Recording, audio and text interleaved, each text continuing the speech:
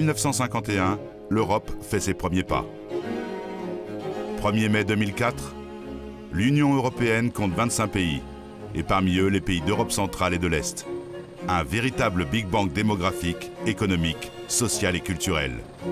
L'histoire de l'Europe rattrape désormais l'histoire du monde. Cet élargissement de l'Europe, que les Américains appellent d'ailleurs l'expansion de l'Europe, moi je l'appelle la réunification de l'Europe. Je considère que, après la Seconde Guerre mondiale, certains dont nous sommes ont eu la chance de vivre du bon côté du rideau de fer, d'autres ont vécu de l'autre côté. C'est la même histoire, avec évidemment, pour ceux qui étaient à l'est de l'Europe, une sorte de parenthèse totalitaire qui a duré et qui leur a fait subir dans la seconde moitié du XXe siècle les horreurs que nous avons tous subies dans la première moitié du XXe siècle. Ce siècle est vraiment le pire de l'histoire européenne. Il a inventé les deux idéologies, j'allais dire, les plus terribles et les plus cruelles pour le monde entier, d'ailleurs, et qui ont fait le plus de victimes. Il se trouve qu'une partie de l'Europe, celle qui nous rejoint aujourd'hui, en 2004, a continué à subir ce totalitarisme jusqu'en 1990. Mais en réalité, au XIXe siècle, au début du XXe siècle, cette Europe qu'on appelait de l'Est et qu'il faut appeler l'Europe centrale aujourd'hui, elle appartenait bien à l'Europe. C'était le cœur culturel de l'Europe. Personne ne peut nier que l'Autriche-Hongrie est européenne. Personne ne peut nier que les pays baltes étaient européens et non russes, que la Pologne était européenne. Donc cette réunification ne posera pas de problème culturel, elle pose seulement un problème de décalage dans le temps. Le rattrapage de nos niveaux de vie, le rattrapage du regard que nous portons sur le monde n'est qu'une question de temps et pas une question de nature.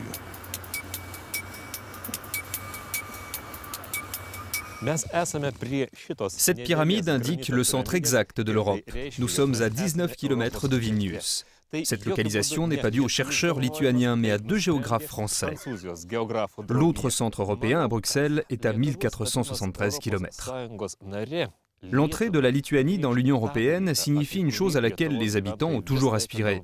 Nous sommes européens, nous n'avons jamais été autre chose, et maintenant nous sommes de nouveau des Européens de l'Europe.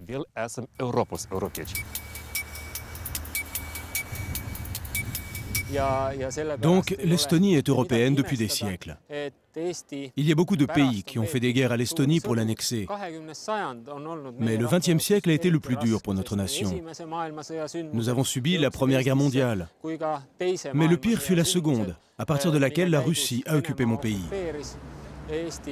Vous savez que l'occupation soviétique fut très douloureuse pour la population. Il y a eu des déportations et beaucoup de morts. Pour illustrer le contraste des symboles, voici un exemple. Il y a 100 ans, les Russes ont bâti une église orthodoxe sur la colline la plus élevée de la ville, juste en face de notre Parlement actuel. Ce qui voulait signifier que le pouvoir orthodoxe et russe dominait le pouvoir au Parlement estonien. Il y a d'ailleurs encore un peu partout des symboles d'occupation comme celui-ci. Mais nous, les Estoniens, considérons depuis toujours que nous faisons partie de l'Europe, avec notre histoire et notre culture européenne. Nous voulons garder notre indépendance et pour cela, il n'y a qu'une solution. Plus que n'importe quelle option, nous devions faire partie de l'Union européenne.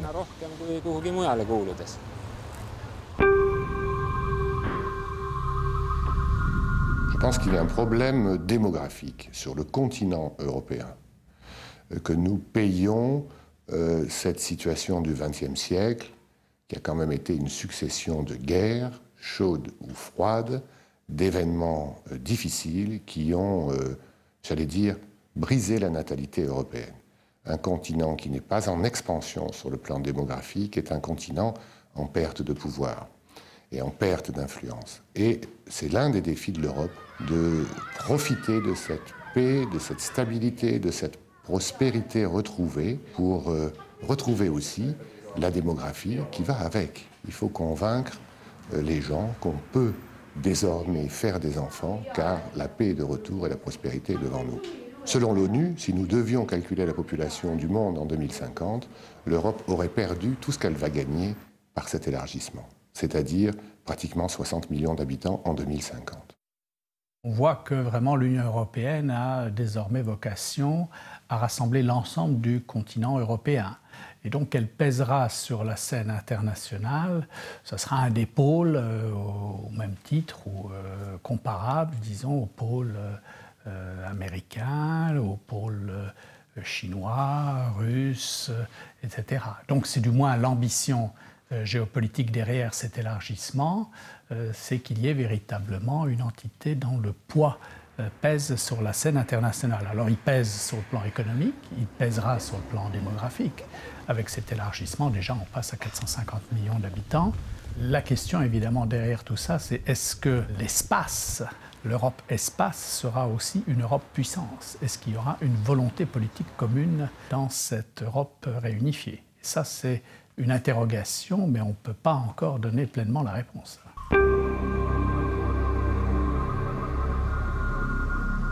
J'allais dire qu'il est plus difficile de construire une armée commune qu'une diplomatie commune. Parce que avoir une politique étrangère vraiment harmonisée, vraisemblablement, il faudra plusieurs années avant d'y arriver. Dans la nouvelle constitution qui est en voie d'être adoptée, il est prévu qu'il y ait un ministre des Affaires étrangères de l'Union européenne, en quelque sorte, chargé de réunir ses collègues et de trouver une position commune, mais qui est un peu le primus inter pares des ministres des Affaires étrangères de l'Union. C'est une avancée considérable, parce que sur tous les grands sujets mondiaux, contrairement aux apparences, il est possible d'avoir une position commune européenne pour peu qu'on prenne le temps de les former. Si on veut se projeter un peu dans l'histoire récente, on s'aperçoit par exemple qu'au moment de la réunification de l'Allemagne, qui était un grand événement politique en Europe, qui était en quelque sorte pour nous, dans l'Europe de l'Ouest, la fin du livre que nous avons écrit avec la Deuxième Guerre mondiale. On a refermé le livre. In the world of freedom, the proudest boast is, ich bin ein Berliner. Nos diplomaties ont réussi à avoir une position commune sur un sujet qui concernait les frontières de l'Europe. Et je pense que si sur l'Irak nous avions disposé d'institutions de cette nature, nous n'aurions pas vu les divisions des gouvernements que nous avons vues. Car il y avait des choses sur lesquelles tout le monde était d'accord. La suite l'a prouvé, parce que dans la rue, il y avait les peuples d'Europe qui disaient tous la même chose. Alors il y a une attente des opinions et des sociétés. Elle ne se traduit pas nécessairement au niveau des politiques des gouvernements. Et c'est vrai que la réforme institutionnelle qui est proposée dans la nouvelle Constitution peut faciliter cette démarche. Le poste d'un ministre des Affaires étrangères européen devrait faciliter l'harmonisation des points de vue, l'élaboration d'un point de vue commun. Mais il ne faut pas non plus se leurrer. Les meilleures réformes institutionnelles n'accouchent pas forcément d'une politique commune. Lors de la crise irakienne, même si on avait eu les meilleures institutions, on aurait pu éviter peut-être certaines tensions, certains conflits, certains dérapages. Mais on n'aurait pas évité de problèmes de fond. C'est-à-dire, est-ce qu'on souhaite que l'Europe soit un acteur indépendant, autonome sur la scène internationale, ou bien est-ce qu'on considère qu'elle doit d'abord et avant tout être un complément d'une politique occidentale définie au sein de l'Alliance Atlantique, et donc l'Europe comme complément de la politique américaine, ce qui est le point de vue d'un bon nombre de pays de l'Union européenne. Et donc ce dilemme-là, il est ancien, il n'est pas né avec l'élargissement. L'élargissement le rend peut-être plus visible, et la crise irakienne, bien entendu, a servi de révélateur. Mais elle n'a fait que servir de révélateur d'un problème qui est là et qui reste posé. Quand le mur de Berlin est tombé, en 1989, tous ces pays avaient le sentiment de pouvoir retrouver une Europe, mais dans l'imaginaire de ces pays, l'Europe n'était point dissociée de l'Amérique. On parlait même d'intégration euro-atlantique. Ce n'était pas deux choses séparées. L'entrée dans l'OTAN était un pas vers l'entrée dans l'UE. D'ailleurs, beaucoup ont estimé que si les choses s'étaient faites dans un ordre inverse, et si l'adhésion à l'UE avait précédé l'adhésion à l'OTAN, peut-être que maintenant, tout ce qu'on a vu lors de la guerre de l'Irak n'aurait pas eu lieu de la même façon. Il faut aussi dire que l'Europe n'est pas forcément et exclusivement l'Europe de l'Allemagne et de la France. Parce qu'à l'intérieur de l'Union européenne, on a vu aussi qu'il y avait des opinions divergentes. Il y avait beaucoup qui soutenaient, bon gré mal gré, l'intervention américaine. Et pour les pays qui adhéraient, ce n'était pas tout à fait automatique d'adhérer tout de suite à un noyau franco-allemand, ce que la France exigeait par exemple. Pour le moment, ça s'est un peu calmé, bien que les gouvernements disent toujours, les gouvernements en place, par exemple en Hongrie, dans les pays baltes et ailleurs, que plus d'Europe ne peut pas signifier moins d'Amérique. Mais c'est dans la pratique après, je pense, qu'ils vont voir qu'elles fassent vraiment choisir. Aussi, il y a des traditions historiques dont on parle très peu. En France, on a l'habitude d'accuser carrément les Polonais d'être pro-américains. Il ne faut pas les accuser, il faut comprendre qu'un pays dont énormément d'émigrés vivent aux États-Unis est très attaché à ce pays. Les États-Unis, pour la première fois, avec cette administration Bush Junior, ont adopté une position qui ne considère plus l'intégration européenne comme quelque chose de positif. On peut même dire que pour la première fois, ils ont considéré que la division européenne était devenue une vertu de la relation transatlantique. Et ça, c'est une nouveauté par rapport à toute la période de l'après-guerre. Et c'est quelque chose de préoccupant pour les Européens. Et l'expérience nous l'a maintenant montré que le processus de l'élargissement de l'Union n'est pas toujours sans embûches. Bien sûr qu'on n'aura sans doute pas une politique étrangère commune si on affirme que sa base doit être de s'opposer aux États-Unis ou d'être un contrepoids aux États-Unis. La plupart des pays de l'Union européenne ne marcheront pas, ne voudront pas de cette politique. Par contre, on voit bien que même des pays qui suivent les États-Unis sur la crise irakienne n'ont pas d'hésitation à adopter une position différente des États-Unis sur toute une série de problèmes qui sont des réponses européennes à la mondialisation.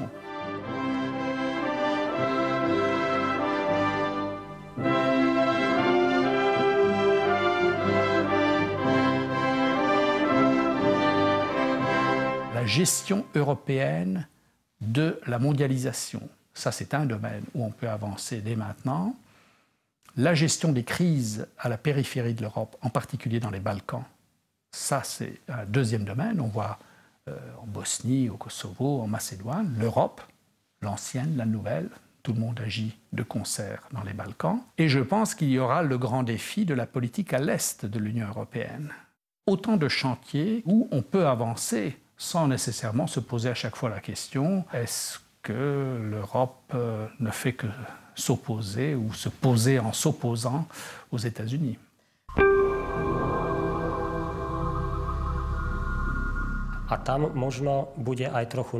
On peut attendre un impact négatif parce que nous devrons sans doute aligner notre politique étrangère à la politique de l'Union. Jusqu'à maintenant, nous ne savons pas encore quelle sera exactement la politique de l'Union vis-à-vis de l'Ukraine et de la Russie. Et nous avons construit notre stratégie régionale en vue justement de créer un certain pont entre l'Orient et l'Occident. Quant aux avantages, nous considérons que la voie rapide entre Košice et Sena a une importance vitale pour notre développement régional, parce qu'elle permet de relier notre région au réseau européen d'autoroutes.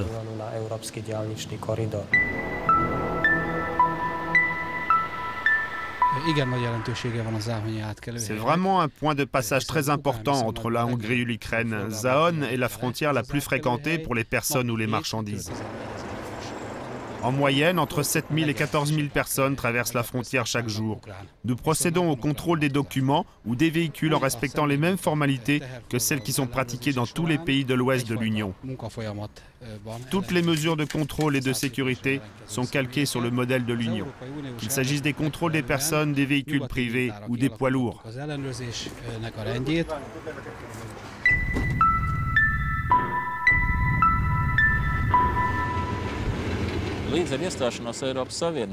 Avec l'entrée dans l'Union européenne, le chemin de fer laiton représentera un lien entre les pays de l'Union et les anciens et fidèles partenaires à l'Est, comme la Russie, la Biélorussie, le Kazakhstan et d'autres. Donc, en évoluant dans le contexte européen, les transports de marchandises vers ces nouveaux pays vont s'amplifier. Évidemment, la concurrence va augmenter.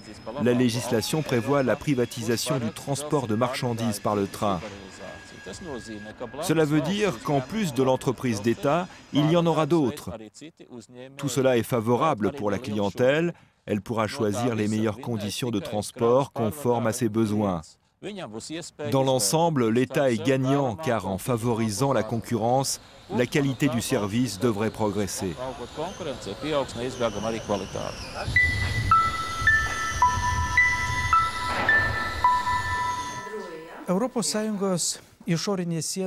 Vous savez, la frontière extérieure de l'Union européenne sera à 30 km à peine de Vilnius. De ce fait, je crois que Vilnius sera l'une des capitales européennes située le plus près de la frontière extérieure de l'Union européenne. Ce qui veut dire que notre responsabilité pour la sécurité et la fiabilité de ces frontières est impérative. Nous assumons complètement notre responsabilité dans ce domaine.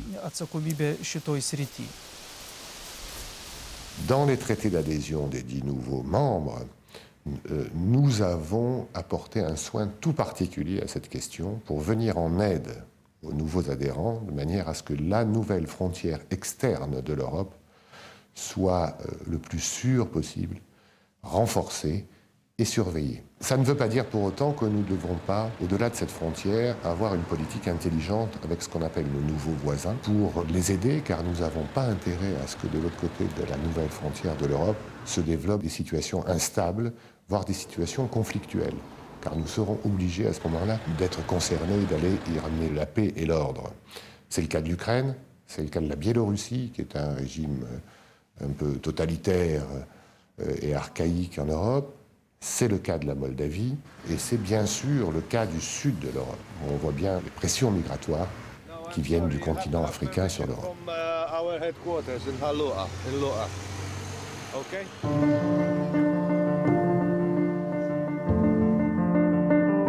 Une fois arrivés ici, très souvent, il y a la police qui les amène dans les camps de détention.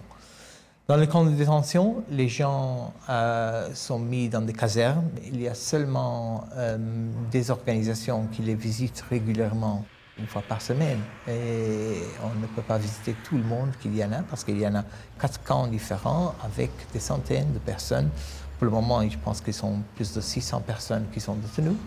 Et ça rend la vie un peu fort difficile pour eux, même pour la police et l'armée qui les détient, parce qu'ils ne sont pas préparés pour faire ce genre de travail. Et vraiment, c'est une question politique que le gouvernement a choisie, qui est, nous, on la conteste, on l'a contesté publiquement et on a dit que c'est pas juste. Le fait que Chypre sera déjà l'Union européenne, ça veut dire que l'Union européenne n'est plus que quelques dizaines de kilomètres d'Israël, de Palestine, d'Égypte. Ça donne un message très clair pour les populations là. Ainsi, nous avons un grand espoir que nous allons contribuer à ce que la région du Moyen-Orient en général sera pour développer beaucoup mieux que jusqu'à maintenant. L'Europe a mis tous les moyens pour que la frontière Schengen, que les normes Schengen soient appliquées par les nouveaux membres. Donc cela a nécessité non seulement beaucoup de dialogue politique. Ce n'était pas évident pour les nouveaux membres d'accepter des frontières dures avec leurs voisins, avec lesquels ils ont des relations privilégiées. Pour la Pologne, lien très fort avec l'Ukraine, historique, culturel, mais aussi économique, la main-d'œuvre ukrainienne. Ça, c'est un vrai problème qui s'est posé et donc qui a été résolu par le dialogue politique, par une politique de formation de leurs appareils de sécurité et aussi par une contribution financière de l'Union européenne. Il a fallu mettre en place des équipements modernes pour surveiller ces nouvelles frontières de l'Union européenne. Là, maintenant, l'Union européenne s'élargit aussi aux frontières de la Russie. Cela pose toute une série de problèmes comme ceux de l'enclave de Kaliningrad, comme la question des minorités russes dans les pays baltes, etc. Et on voit que les Russes, ça c'est peut-être lié aussi à l'évolution interne de la politique russe, durcissent leur ton et montrent donc pas mal de réticence vis-à-vis de cet élargissement de l'Union européenne jusqu'aux frontières de la Russie.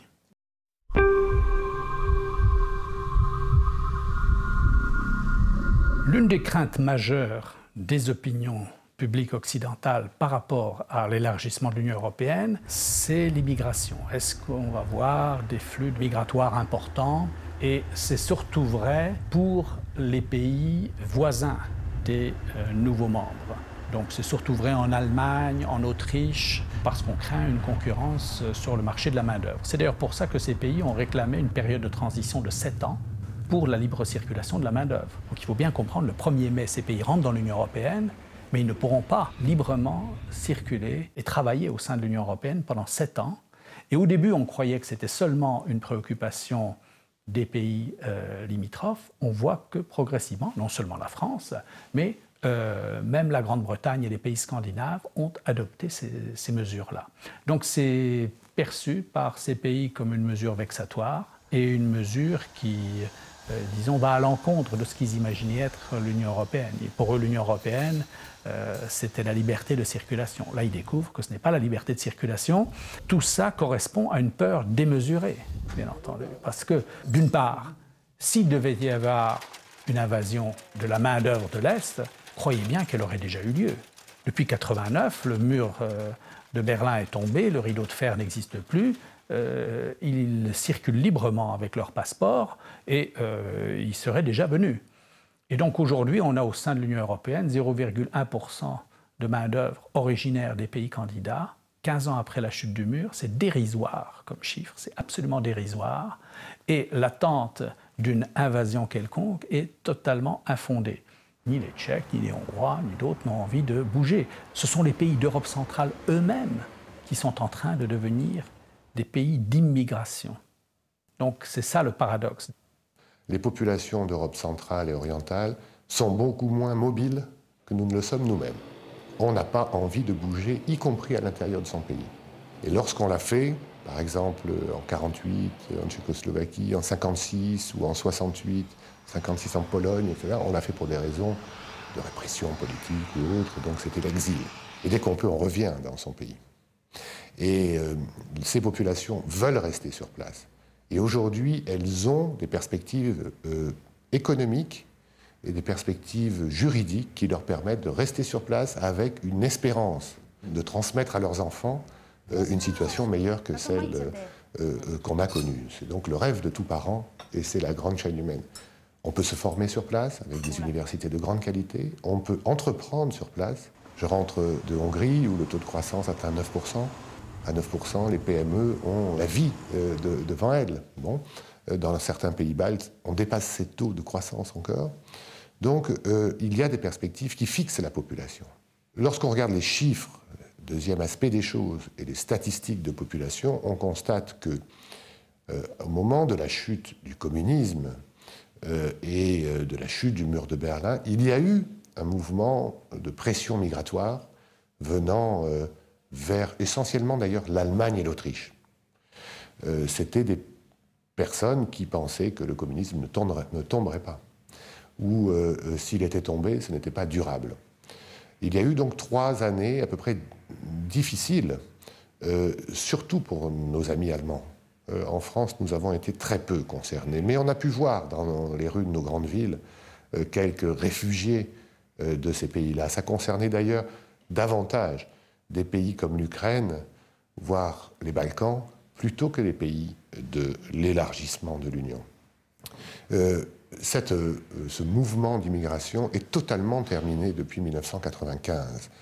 Et les chiffres, je les ai publiés moi-même, la Commission a publié des études sur ce sujet, montrent que les mouvements de population entre cette partie centrale de l'Europe, les 10 nouveaux, et nous, va atteindre des proportions inférieures au mouvement de population à l'intérieur de l'Europe des 15. Face au problème des minorités, l'Union européenne a adopté une politique très claire en disant aux candidats si vous voulez rentrer dans l'Union, il faut le respect des frontières internationalement reconnues et il faut donner des droits aux minorités nationales. Donc On n'utilise pas la méthode yougoslave, je dirais, pas de sécession, pas de tentative d'annexion de telle ou telle minorité, mais reconnaissance des frontières et droit des minorités. Et je pense que cette pédagogie a fonctionné. Regardez toutes les minorités hongroises dans les pays voisins, en Roumanie, en Slovaquie, aussi en Serbie. Bon, on voit que finalement, au nom de l'Europe, cette idée de la dévaluation des frontières et du droit des minorités a joué. Même dans les pays baltes, la législation sur les minorités, une politique d'inclusion des minorités russes dans les pays baltes a certainement été favorisée par le processus d'adhésion à l'Union européenne. Et les pays candidats aujourd'hui se trouvent dans une situation où ils disent qu'il y a vraiment deux poids, deux mesures. Ils voient que Chypre, par exemple, rentre dans l'Union européenne sans avoir résolu le problème de la coexistence entre Grecs et Turcs. Donc ce que l'on appliquait aux pays d'Europe centrale, on ne l'applique pas quand il s'agit d'un pays qui a des liens privilégiés avec un État membre, c'est-à-dire la Grèce. Donc les Grecs de Chypre peuvent rentrer dans l'Union européenne sans avoir résolu ce problème avec la Turquie. Donc on importe au sein de l'Union européenne un problème, un conflit ethnique non résolu. Depuis 30 ans, on n'a pas utilisé la carte européenne pour résoudre ce conflit. C'est un problème grave. Ils disent aussi, ce n'est pas sans intérêt pour un public français ou occidental, qu'il y a des problèmes de minorité au sein de l'Union européenne, beaucoup plus graves et beaucoup plus violents que ce qui existe en Europe de l'Est. Imaginez un pays candidat qui aurait le degré de violence ethnique qu'on a au Pays Basque, en Irlande du Nord ou en Corse. Aucun d'entre eux ne serait admis au sein de l'Union européenne comme remplissant les conditions. Aucun. Les minorités joueront un rôle très important au sein de l'Union européenne. Déjà, on voit que la minorité hongroise, automatiquement, est très fortement liée à la Hongrie, au pays mère, parce qu'ils se retrouvent à la frontière. Donc au niveau de la coopération économique, évidemment, cette minorité va être soit un moteur, soit un pont entre deux pays. Et idem avec les minorités russes des pays baltes, qu'on le veuille ou non, ces minorités, dont la présence est une conséquence en fait de la période soviétique, et qui sont souvent un peu mal vues quand même par les autochtones, soi-disant, des pays baltes, vont certainement jouer un rôle de pont entre la Russie et les pays en question. Et il faut parler encore d'une autre question minoritaire aussi, qui est la présence de la minorité rome, enfin des Tziganes. Il y a plus d'1 million de Roms qui vont arriver maintenant à l'Union européenne. Si la problématique rome existe, c'est parce que les Roms sont laissés pour compte des changements de régime. Parmi les chômeurs, on les trouve en premier rang. Ça va être un problème à régler.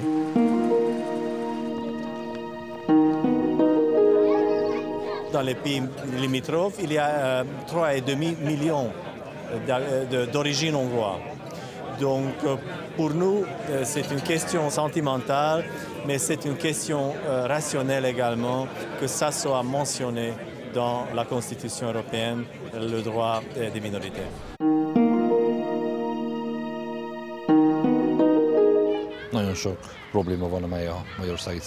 Beaucoup de problèmes touchent encore la communauté rome en comparaison avec le reste de la société hongroise ou européenne.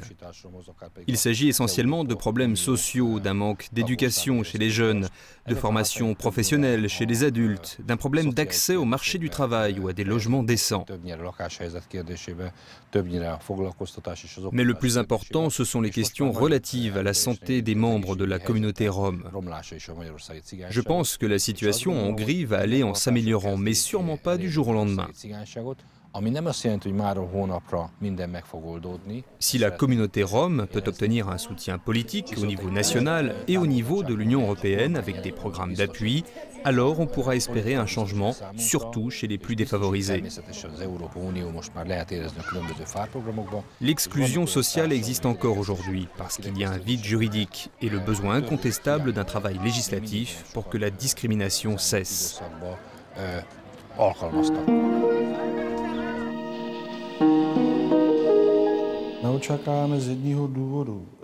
Face au problème rome, l'Union européenne s'est substituée à l'État tchèque, car on sait que la situation des Roms dans tous ces nouveaux pays entrants laisse à désirer.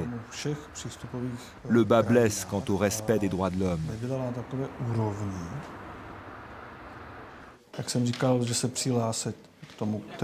Malgré les initiatives privées et publiques pour leur venir en aide, je crains que ni l'Union européenne, ni la Commission, ni le Parlement européen ne soient prêts à traiter de front le problème de ces 15 millions de Roms qui sillonnent l'Europe. Un problème qui restera minoritaire, malheureusement.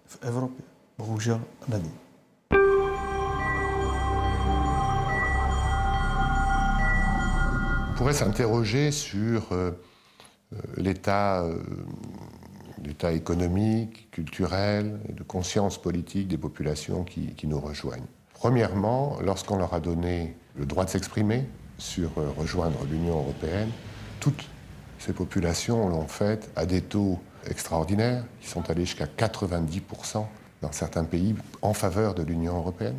Tous les référendums d'adhésion que nous avons vécus en 2003 ont tous dépassé 67%, à l'exception, je crois, de Malte, mais qui est un autre type de société. Donc il y a une adhésion politique. On pourrait aussi craindre des distorsions entre des élites et des laissés-pour-compte. En réalité, ça dépend de la taille et de la situation du pays. Dans les 10 qui nous rejoignent, il y a la Grande Pologne, 40 millions d'habitants, avec une agriculture forte et qui doit se réformer, comme l'agriculture française s'est réformée il y a 50 ans. Donc c'est un grand challenge, c'est un vrai défi pour le gouvernement polonais, c'est aussi un défi pour l'Union européenne. Dans les traités d'adhésion, cette affaire est traitée avec une grande rigueur et la politique agricole commune s'appliquera en Pologne de manière progressive et en 5-6 ans devrait lui permettre de profiter des mécanismes et des procédures qui nous ont facilité la réforme de nos agricultures. De nouvelles régions sont déjà en train d'émerger. On le voit bien, les pays baltes ont des liens très forts avec les pays scandinaves ou avec l'Allemagne. On voit que la Slovénie retrouve donc une dynamique économique en liaison avec la Carinthie d'un côté et la région de Vénétie et du Frioul en Italie. On voit aussi entre la Bavière, la Bohême occidentale et la Bohême du Sud, l'Autriche. On voit bien les interactions, la coopération économique transfrontière est très très forte. Donc il y a, j'allais dire, à la fois d'anciennes régions historiques qui retrouvent leur place, et puis il y a alors des nouvelles possibilités économiques et commerciales qui se développent. Alors là il y a véritablement un tissu économique centre-européen. On pourrait parler de zone de reconnexion. C'est une Europe qui a été artificiellement divisée pendant un demi-siècle et qui retrouve, disons, des vieilles routes commerciales, des liens qui existaient dans le temps, et aussi qui en créent de nouveaux, parce que ça, c'est évident aussi qu'il y a de nouvelles opportunités qui se créent. Regardez un pays comme l'Estonie qui attire des investisseurs, ou la Slovaquie qui, pour la première fois, attire des investisseurs. Donc c'est un pays qui est en train de se moderniser par l'arrivée massive d'investissements occidentaux qui sont attirés par le faible coût de la main-d'œuvre, une main-d'œuvre hautement qualifiée, et aussi par un faible niveau d'imposition. Je crois qu'il faut quand même signaler, la Slovaquie, par exemple, a introduit 19% d'imposition, flat tax, ils appellent ça, pour les particuliers comme pour les entreprises. Et cela attire des investisseurs, y compris des investisseurs français. Ce qui est très frappant chez les 10 nouveaux pays adhérents à l'Union européenne, c'est que depuis 1989-90, ils ont eux-mêmes procédé à la réforme de leur système économique. Nous avons tendance nous-mêmes, à l'Ouest, plus confortable, à le sous-estimer. En réalité, pour la plupart de ces pays, il a fallu inventer ou réinventer tout. Une administration, un système économique, un commerce extérieur. Leur commerce était complètement sous la coupe de l'Union soviétique. Ils travaillaient pour l'Union soviétique qui redistribuait ce qu'ils produisaient. Et en l'espace de moins de 15 ans, ils ont complètement réorienté leur commerce extérieur, qu'ils font désormais à plus de 80% avec l'Europe de l'Ouest, avec l'Union européenne.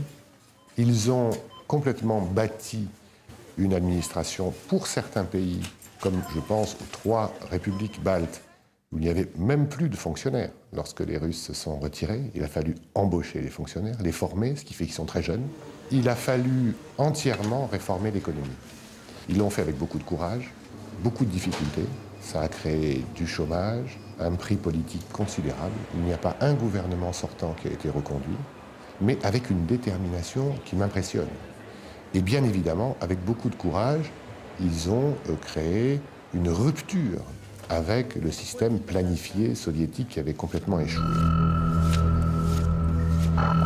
La Pologne est le premier pays à être sorti de la récession qu'ont connue tous les pays d'Europe centrale au début de la transition. C'est un pays qui, depuis, a augmenté sa richesse nationale de 40%. Ça veut dire qu'il a commencé ce rattrapage de pouvoir d'achat. Alors, en même temps, il faut se rendre compte que, compte tenu du niveau d'où ils partent, ce rattrapage prendra vraisemblablement au moins 50 ans. C'est pas en quelques semaines. Donc, ma grande peur, c'est que les gens, les Polonais, soient un peu déçus après l'adhésion. Il faut savoir que la Pologne va entrer en étant à peu près 2 fois plus pauvre que ne l'était l'Espagne en 1986. Cet élargissement avec des pays beaucoup plus pauvres, si la solidarité ne reste pas forte, ça sera très difficile.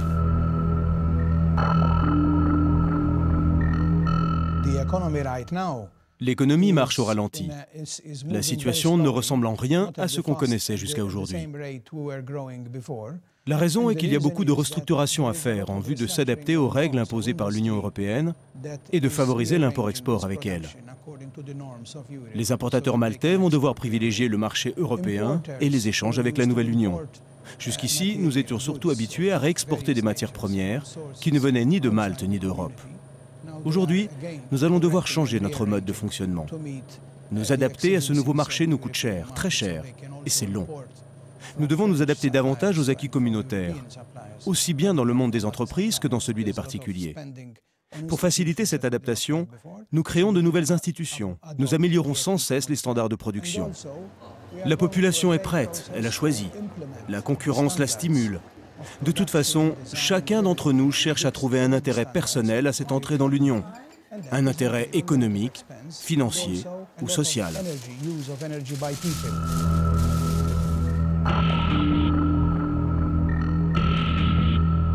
Le pays a fait beaucoup d'efforts. Quand vous considérez que c'est un pays de 2 millions d'habitants, avec des ressources humaines assez limitées, c'est une indépendance qu'elle a reçue il n'y a que 12 ans.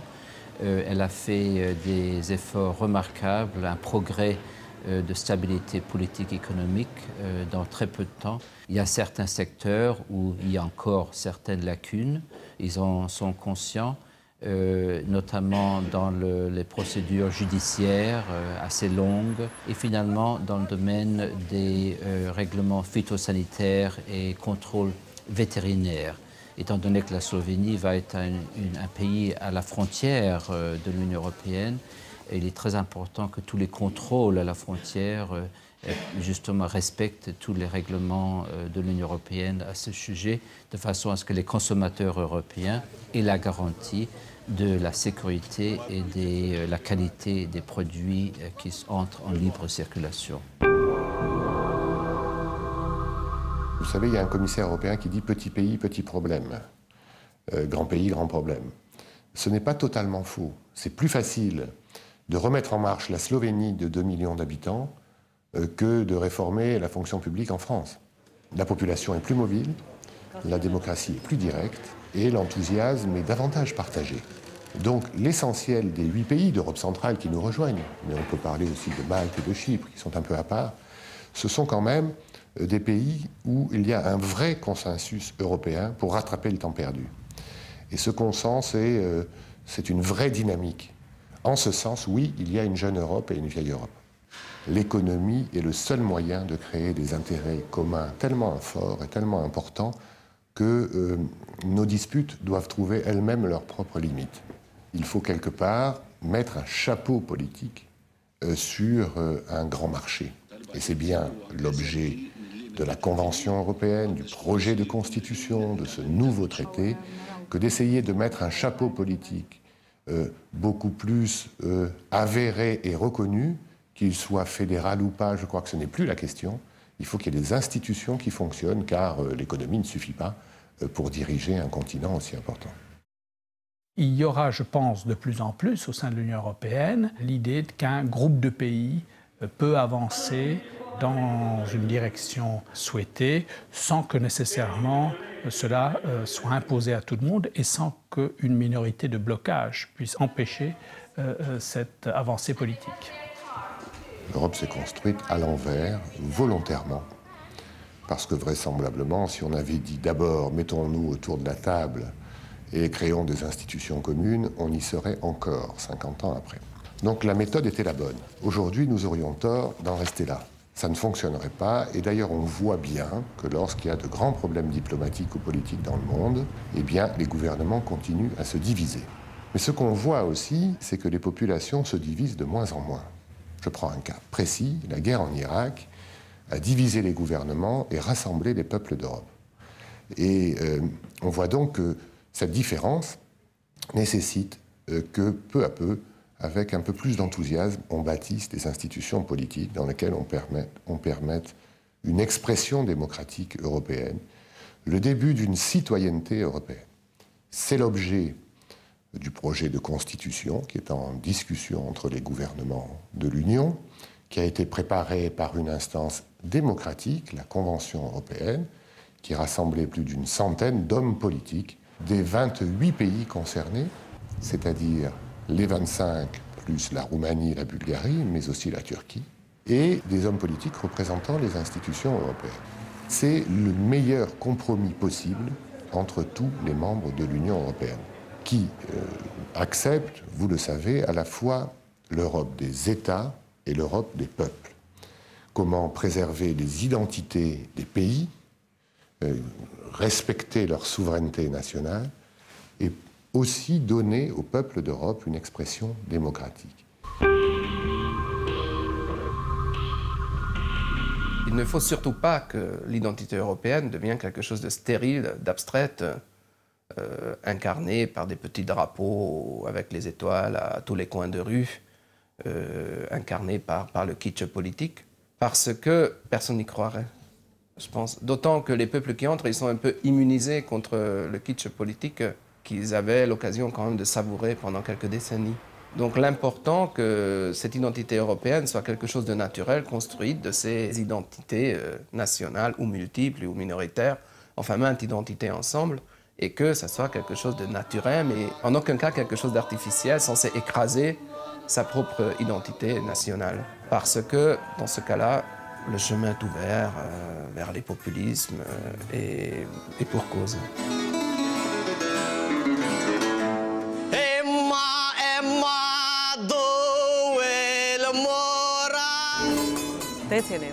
À l'époque, nous disions une Lettonie libre dans une Europe libre. Et maintenant, nous y sommes arrivés. La Lettonie est libre. Pour y parvenir, cela a demandé d'immenses efforts de la part de tous les citoyens de Lettonie et des décisions courageuses du gouvernement. En pensant à la question que peut offrir la Lettonie à l'Europe, je pense que c'est cette identité très forte.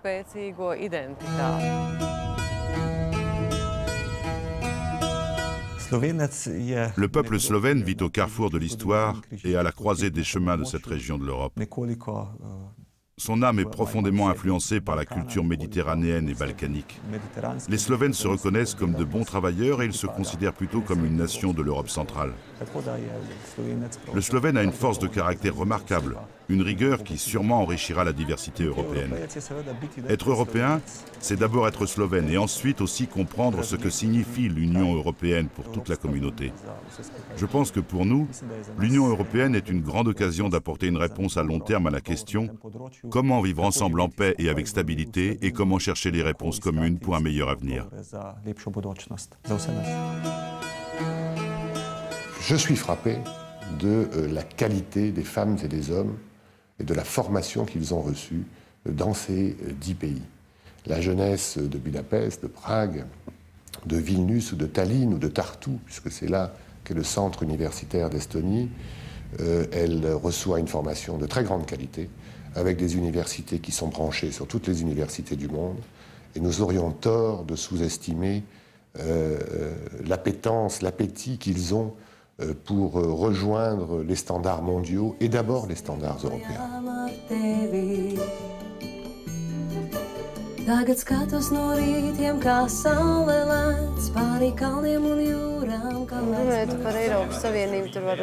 ce qui concerne l'Union européenne, je suis plutôt pour.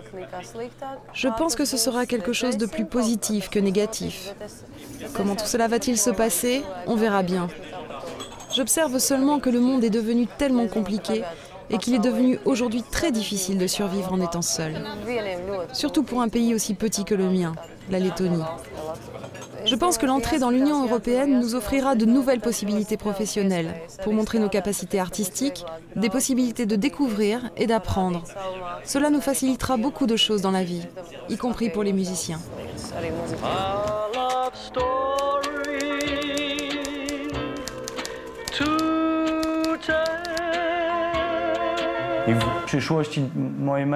Mon rêve d'ici quelques années serait de pouvoir travailler à la fois en Pologne et en France. J'ai de bons atouts, je connais les deux langues et ma double nationalité m'aidera sûrement à ouvrir certaines portes.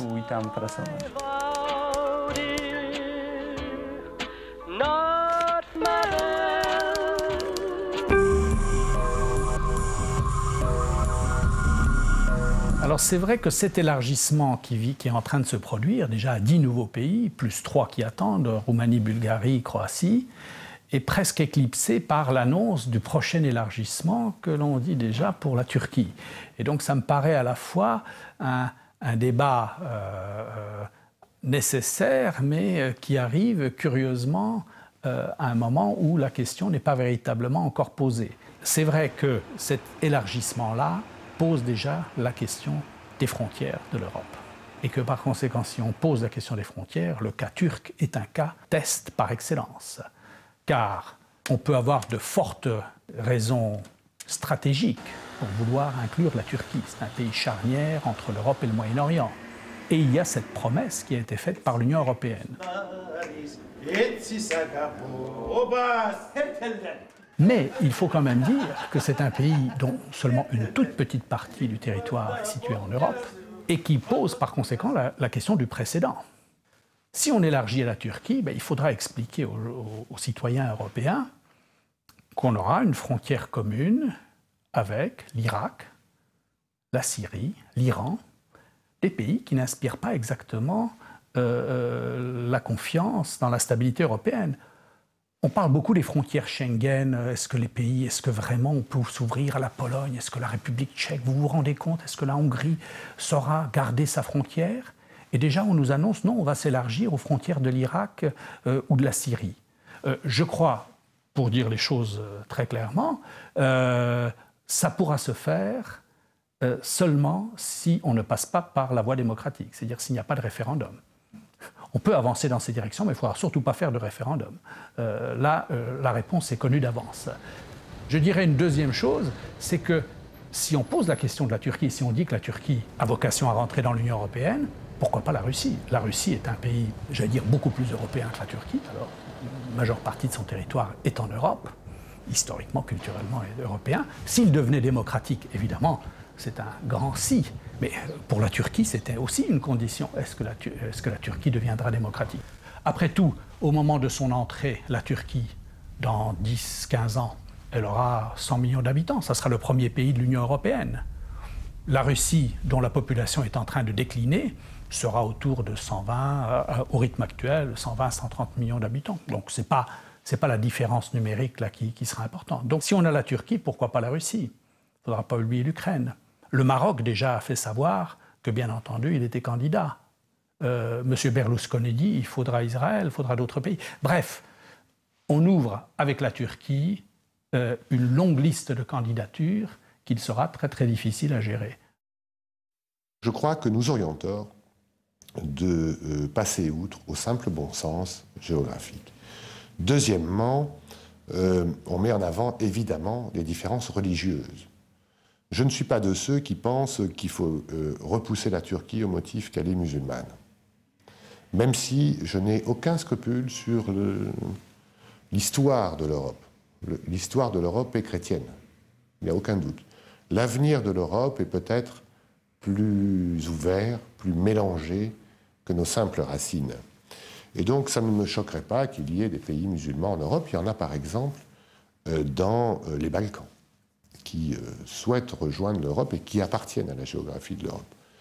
En revanche, sur les valeurs démocratiques, sur les mœurs politiques, je crois que la Turquie, qui est aujourd'hui, avec la France, le seul pays vraiment laïque en Europe, n'est laïque que parce que l'armée l'impose et le garantit. Et ça, évidemment, ça pose à tous les démocrates et à tous les juristes des problèmes de fond. Je ne doute pas un seul instant de la volonté des gouvernements successifs turcs de regarder vers l'Europe, d'adopter ces standards, mais je vois sur le terrain les difficultés. J'en vois une toute particulière qui me gêne considérablement, c'est le nationalisme. Malte et Chypre sont deux îles de Méditerranée, un peu différentes, à l'histoire différente, et il faut aussi expliquer leur présence dans cet élargissement. La première raison, c'est qu'elles le réclament depuis 30 ans. Donc on est bien obligé de tenir compte de leurs demandes. Malte, en quelque sorte, ce n'est qu'à 80 km des côtes de la Sicile. C'est une île qui a été française, britannique, avant d'être indépendante, et qui est une sorte de grand navire mouillé au large des côtes sud de l'Europe ou nord de l'Afrique. Ce qui motive son adhésion à l'Union européenne, c'est sa forte demande d'adhérer, alors que pendant longtemps, elle a joué plutôt un autre jeu au sein des pays non alignés.